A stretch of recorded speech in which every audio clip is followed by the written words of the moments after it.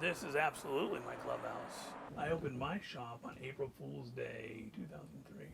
A lot of my buddies would take my drawings, and they had guys that couldn't execute them properly doing them. And I thought, wow, I could do a better job than that.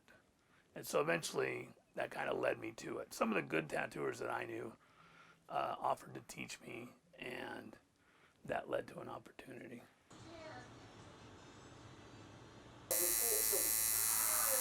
I just think it's funny that I have no problem getting a tattoo, but the thought of a shop freaks me out. After an 11-year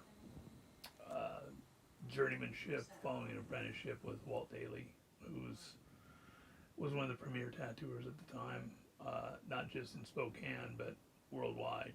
After 11 years, it was time to open my own place. Love it. I named my shop after the whole All-American, which was the 82nd Airborne's moniker. We were the All-Americans. I am an All-American, so we are all All-Americans. I've always wanted to be my dad.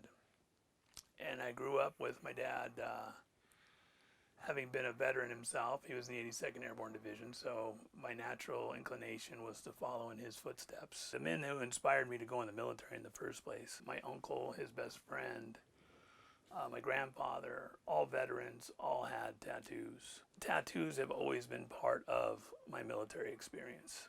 I was in the Gulf War, and about a decade after I got back, I started having severe respiratory issues and went to see ear, nose, and throat fella. He wanted to trach me immediately because I had built up a lot of scar tissue in my throat, that I have a condition called sarcoidosis, which is likely Desert Storm related, and it migrated from my lungs into my trachea and scarred it shut. I think what had to happen was I had to live with it long enough to go, okay, I'm going to be okay here. My stroke happened because I had a bad chiropractic adjustment on my neck. Before you know it, I'm in the hospital, suffering a massive stroke. About a week and a half later, I tattooed the wife, I tattooed my dad, and haven't looked back since.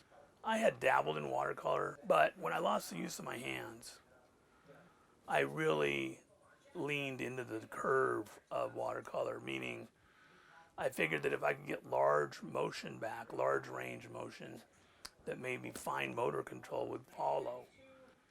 And I'm obsessed with painting at this point. This is a passion I never would have developed had there not been a need to work with my hands in this particular fashion.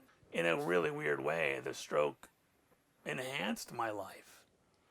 I've had a large group of friends that I've had for almost 40 years at some points. And we get together and we play games. We play role-playing games, Dungeons and Dragons, that kind of thing. We play tabletop games, Warhammer 40K, Necromunda. But the biggest game we play is called HeroClix. We have all kinds of beautiful fellowship here. I really hope that people understand my experiences are a great example of what faith in God, your loved ones, and yourself can really benefit you out of life. If you refuse to quit on those three things, you can't help but succeed. But you've got to keep yourself open to succeed, and you've got to work your ass off. You can't half-step your way through life.